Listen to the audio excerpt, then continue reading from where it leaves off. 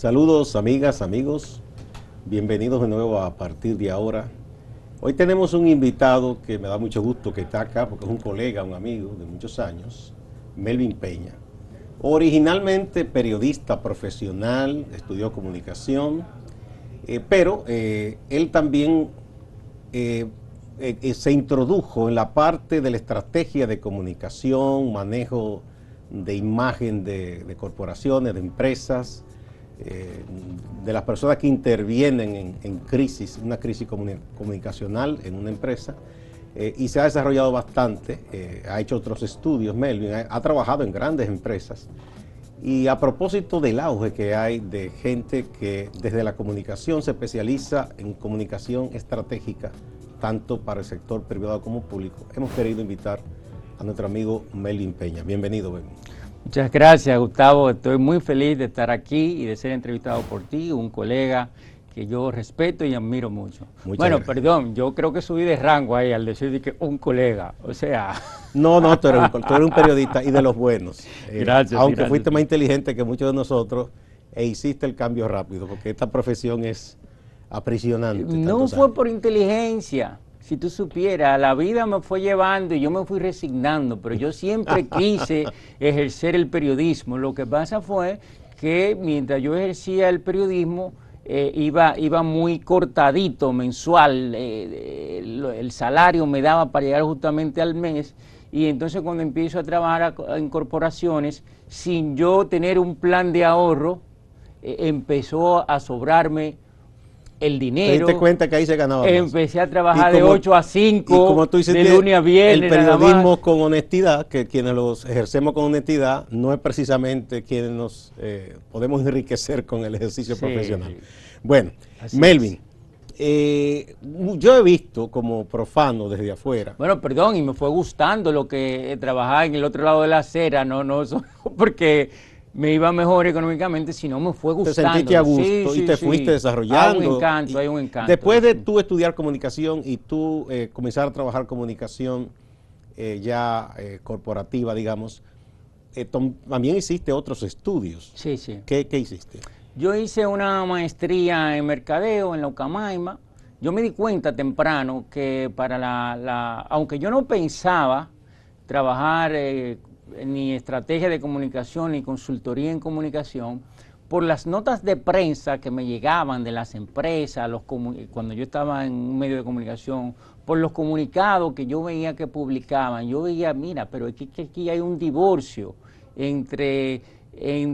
aquí hay un divorcio entre el tema digamos, de la imagen corporativa y el mercadeo, y yo veía la manera como de acoplar esto, es que la gente entienda, digamos el director de comunicación o el estratega de comunicación, entienda cómo funcionan los medios, entiendan el periodismo. En ese momento solo hablábamos de medios convencionales, pero también entienda cómo funcionan otras patas de la mesa, como la publicidad, el mercadeo, las promociones, porque tiene que ser, la identidad tiene que ser un concepto integral, holístico. Yo veía que, por ejemplo, y tú lo sabes, que si te mandaban una nota de prensa, un departamento de comunicación, o incluso peor si era una agencia de publicidad, te querían colar un anuncio en esa nota de prensa. O sea, tenía una redacción como para colarte un anuncio. Entonces, y lo que es peor, que muchas veces tú dices, te mandan una nota y casi siempre eso se trabaja por, a veces, el nivel de amistad del relacionista con el medio, porque han sido colegas o se conocen, o porque es un anunciante y se le quiere dar ese cariño, ¿no?, de publicarle la nota.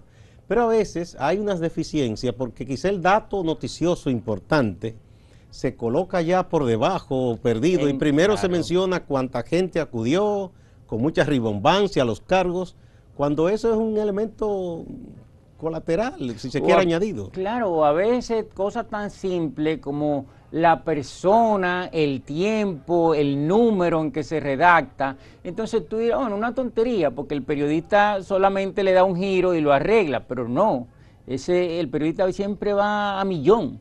El periodista no tiene tiempo para esas pequeñeces. Pero además, y ahí me perdonarán los colegas, cuando tú le mandas una nota mal redactada a un medio, tú le das la oportunidad al medio que le intervenga, tú lo invitas a que lo intervenga y te puede distorsionar lo que tú quieres comunicar. Distorsionar o darle otro calibraje, claro, colocar lo que entiende que es importante aquí o demás debajo. Un giro que no es el que tú no quieres. Entonces tú viste cuando tú le mandas una nota perfecta, tú la blindas. Sí, o sea, tú dices, sí, uno lo ve, uno en la redacción dice, las notas de tal persona en relaciones públicas no hay problema, porque están bien hechas, están enfocadas y tú sabes que que es información útil. Pero si no, tú la agarras, si tú estás muy apurado, ¿qué tú haces?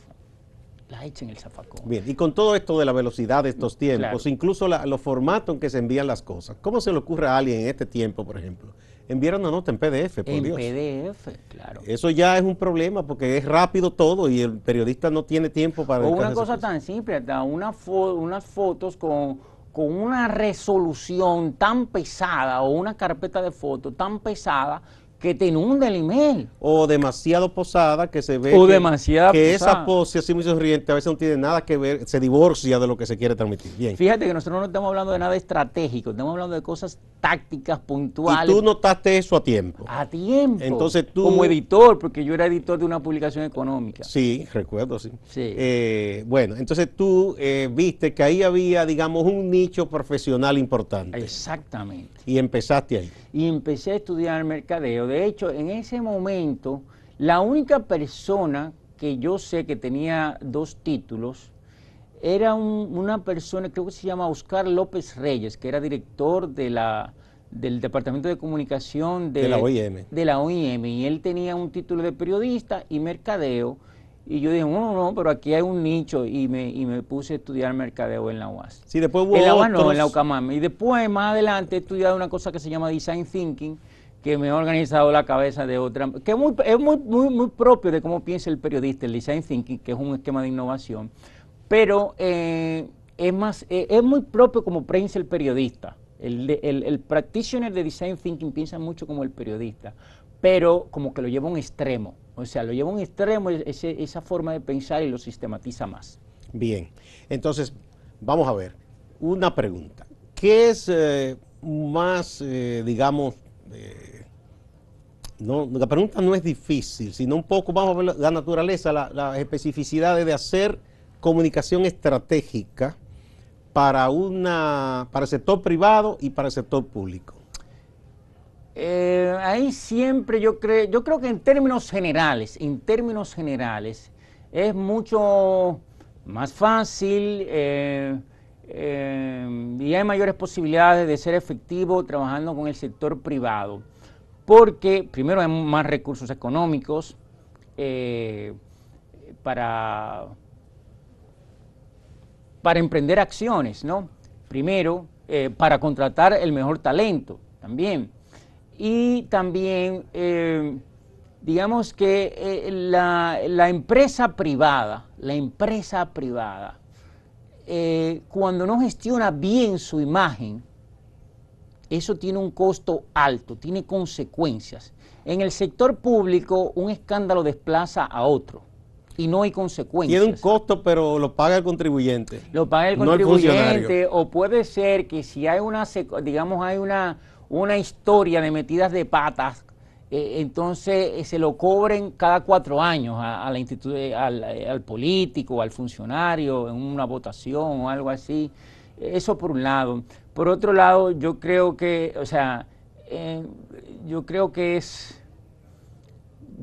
aunque el sector público ha mejorado muchísimo el talento que recluta, no es el buen talento profesional, no es lo que define al sector público, ¿no? Pero ojo que luego hay mucha gente muy talentosa, excelentes servidores públicos y muy bien formados, que se ofenden. Fíjate, yo tengo conciencia de cómo se ha mejorado el reclutamiento profesional en el sector público, pero no es lo que lo define aún. No es lo más general, digamos. Sí, no es lo que lo define. Entonces también el sector privado, digamos, en mayor o menor medida está orientado a la innovación. ¿Qué es la innovación? Lo nuevo. ¿Qué es lo nuevo? Noticia. Entonces esas son historias que tienen su propio impulso para caminar. Y el sector público no está orientado, por lo menos en nuestro país, a la innovación, no está orientado. O sea, no produce, no necesariamente genera muchas buenas noticias, porque sí produce muchas noticias, digamos, de lo que ellos no quisieran ver en la prensa. Y por supuesto, como en todo hay excepciones. Por ejemplo, yo nunca he trabajado para la DGI, pero por la forma que tú ves que se conduce la DGI, por la imagen que tiene la DGI de eficiencia, por desgracia, ¿verdad? Para los que emprendemos negocios, pero por la imagen, por los procesos, por los servicios, por la coherencia, es otra cosa. Y ha habido continuidad de Estado ahí. ONAPI también es otra cosa. Melvin, te pido una... Creo que Promese, no estoy seguro, pero he oído también que Promese también Esa es otra de las que ha habido continuidad de Estado, porque hay que decir eso en muchas instituciones. Con tu anuencia vamos a una primera pausa, volvemos inmediato.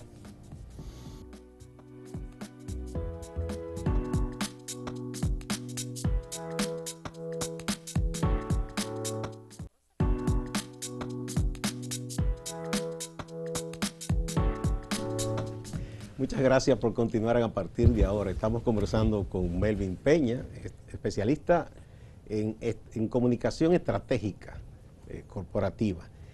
Bueno, hay un auge en los últimos años. No sé si es que yo lo estoy viendo así o es que en verdad hay un auge y cada día más periodistas, hombres y mujeres, se van por la comunicación estratégica y corporativa, se especializan. Y muchas veces se nota cuando hay una crisis. Y bueno, hay muchas opiniones sobre el manejo de crisis, ustedes manejan esas cosas. Ese es un filón, digamos, que está salvando el atractivo de estudiar comunicación vinculado al mercadeo. Bueno, yo pienso que sí, que hay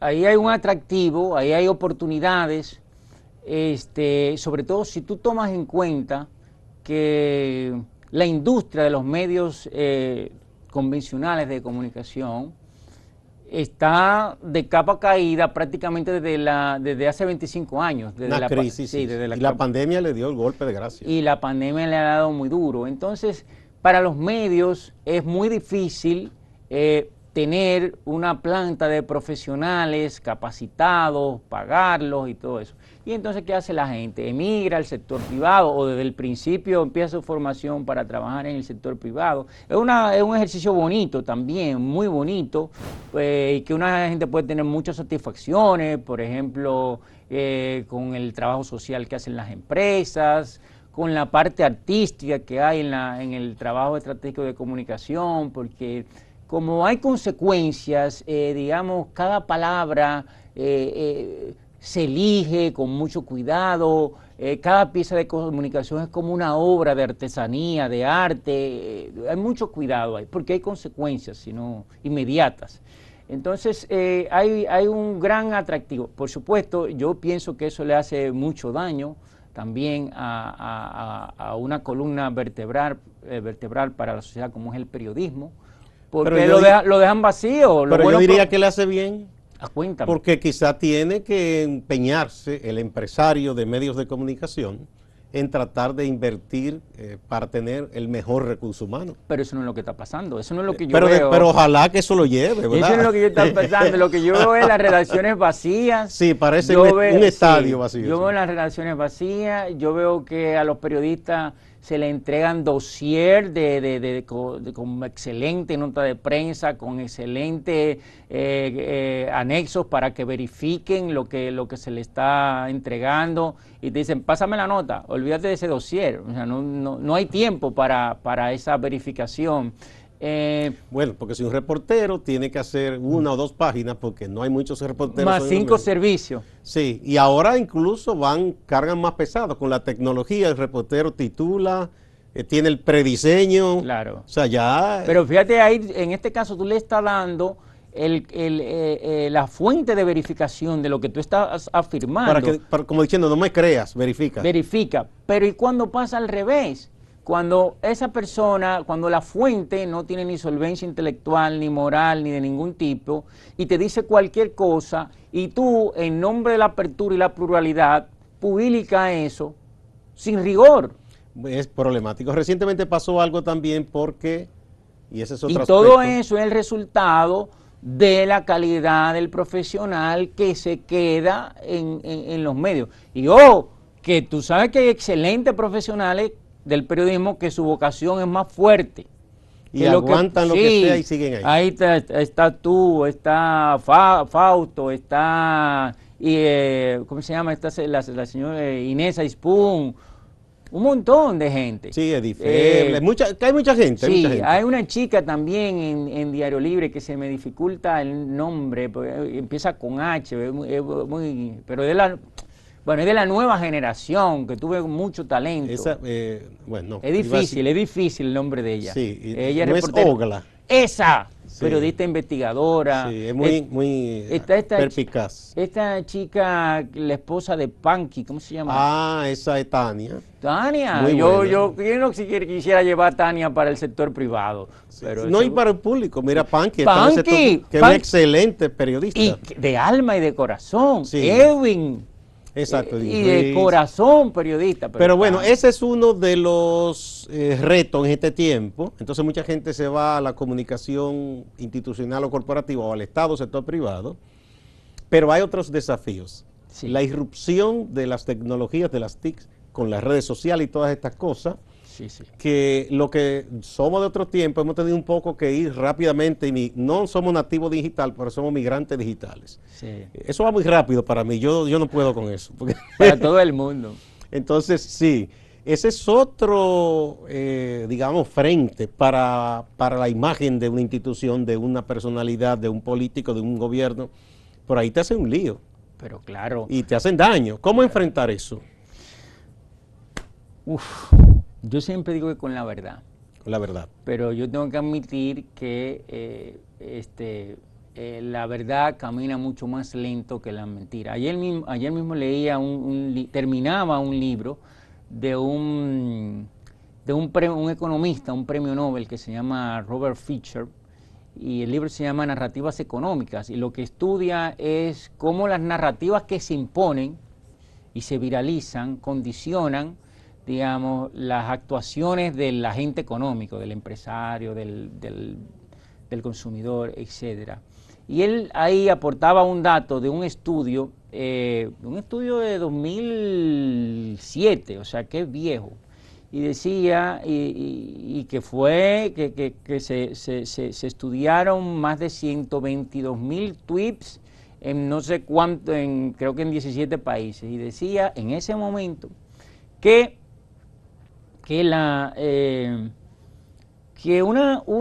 un contenido falso en Twitter se reproduce 6 veces más rápido que un contenido verdadero. Entonces, ¿qué pasa ahí?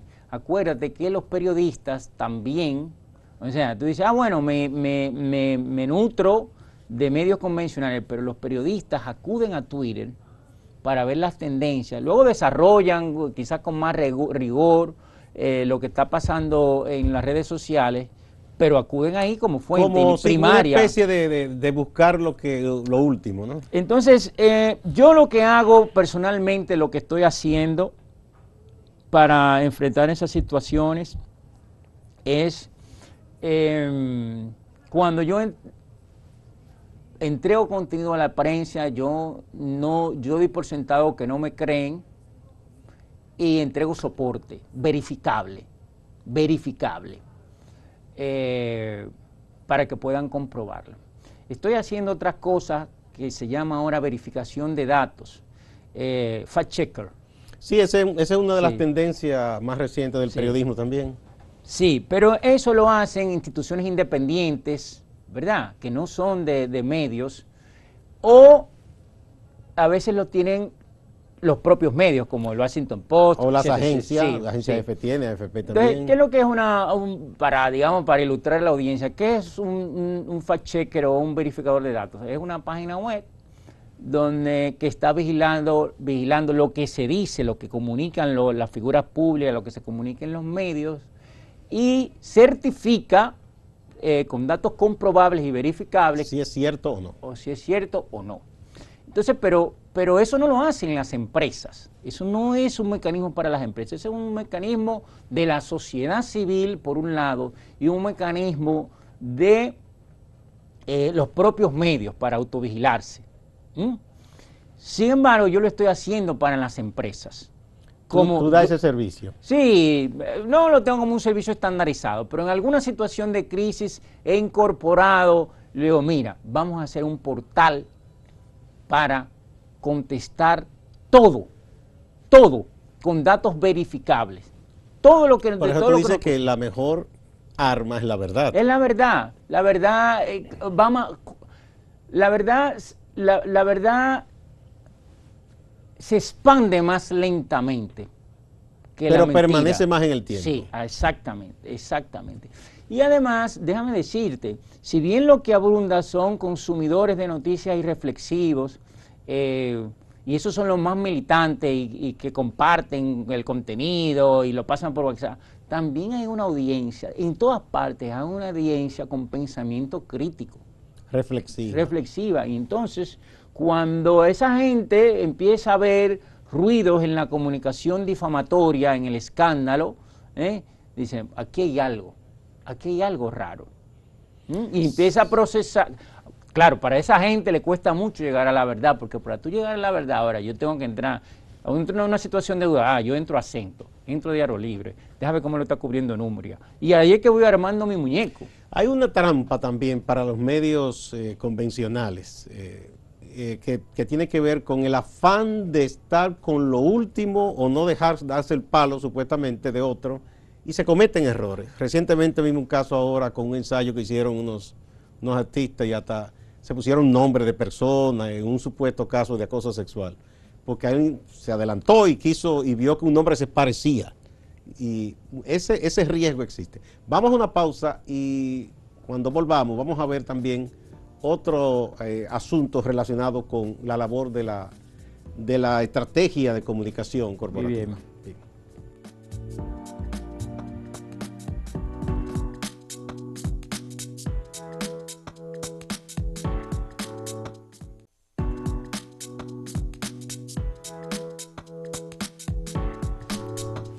Melin Peña, especialista en comunicación estratégica, los intangibles, las grandes tendencias, ¿qué es lo que hay ahora? Bueno, mencionábamos una en el segmento anterior, el tema de los fake news, el tema el tema de los discursos de odio, el tema de la polarización, el tema de la radicalización. A veces uno piensa que solo en Estados Unidos que es así, pero no, en el mundo entero. Si tú, por ejemplo, entras a nuestro Twitter local y tú ves que no hay matices, las cosas son blancas o negras. Pero de una forma... Claro. También la autocensura la autocensura del usuario, no estoy hablando de medios, eso forma parte de la tendencia. O sea, la gente con dos dedos de frente que no quiere verse involucrado en un escándalo en Twitter y que lo acosen, que lo difamen, que lo insulten, se inhiben también de expresar sus opiniones públicamente.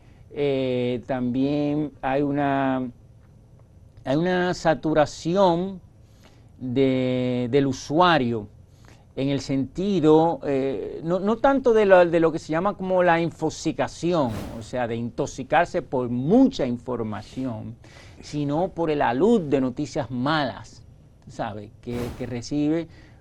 Por ejemplo, en tiempo de la pandemia hubo gente que usó hábito de navegar así, scroll down, o sea, de darle para abajo a su celular solo para ver titulares malos. Sí. Eso es casi como de tóxico todo eso. Tóxico. Hay también un escrutinio más grande hacia las organizaciones. Estamos totalmente vigilados, todo el que tiene un mínimo de exposición tiene que saber que está expuesto, que está desnudo, que tiene que vivir conforme a su discurso, porque ya no es posible sostener una doble vida por mucho tiempo. O sea, hay es que te lo sacan ahí, te lo ponen. Claro, es que hay demasiados celulares, smartphones, en manos de, ¿cómo se llama? Teléfonos inteligentes, en manos de todo el mundo, demasiado cámaras dispuestas en todas partes, demasiados micrófonos, demasiados expertos en el público, ¿sabes? Ahí yo escribí un articulito para Acento, donde yo contaba que un ladrón, un delincuente británico que ya tenía como, un narcotraficante británico que ya tenía como 10 años, fugitivo, publicó en una red social cerrada, con altísima seguridad, publicó una foto agarrando un queso, una marca, y él decía que era sabroso, solo salían los dedos. Y por la yema de los dedos, la policía, por la foto, la policía pudo confrontar con la yema de los dedos que tenía grabada y atrapó al ladrón. El caso del narcotraficante italiano que estaba en Boca Chica, sí, y sacó un vídeo cocinando, pero solo salían las manos, pero la policía de Italia, del Interpol, vio los tatuajes y lo atrapó. Pero eso no crea que eso para los delincuentes solamente, pasa para todas las empresas, las organizaciones. Entonces, tenemos una dificultad cada vez mayor para llegar a la verdad. Tenemos una sociedad muy ambigua. Por ejemplo, fíjate que antes se hablaba de sexo, había dos sexos, hembra y varón, pues después era de género, pero ahora LGTB. Sí, bueno, cada quien ahora reclama la inclusión. Binaria, no binaria, sí, pero la inclusión cada vez más difícil, sí, la diversidad es una cosa cada vez más difícil. Bueno, eso existía, lo que no estaba era la gente dando el frente y reclamando su participación, que es lo que ha ocurrido. Ahora que tú dices eso, también hay otra tendencia, aquí no ha llegado, pero llegará, que se llama advocacy o abogacía. Ahora se le exige a las empresas que se pronuncien sobre situaciones sociales. Bueno, porque también tiene que ver con un nicho de mercado, claro, porque no todo eso no es gratuito. Pero llegará, aquí no ha sí, llegado eso, pero evidentemente llegará. Va a llegar. Melvin, tenemos que terminar. Muchísimas gracias por sacar tu tiempo, y yo sé incluso que todavía estás convaleciente de una intervención quirúrgica, para estar aquí con nosotros. Muchas gracias, contigo se aprende muchísimo. Yo tengo que traerte de nuevo. Gracias a ti. Bien, y qué bueno que existe ese nicho para los profesionales de la comunicación en momento en que la industria periodística como tal está redefiniéndose y hay mucha gente que ha quedado vacante. Muchas gracias. Igual a ustedes, amigas y amigos. No se vayan, que hay más en Acento TV y Acento Portal.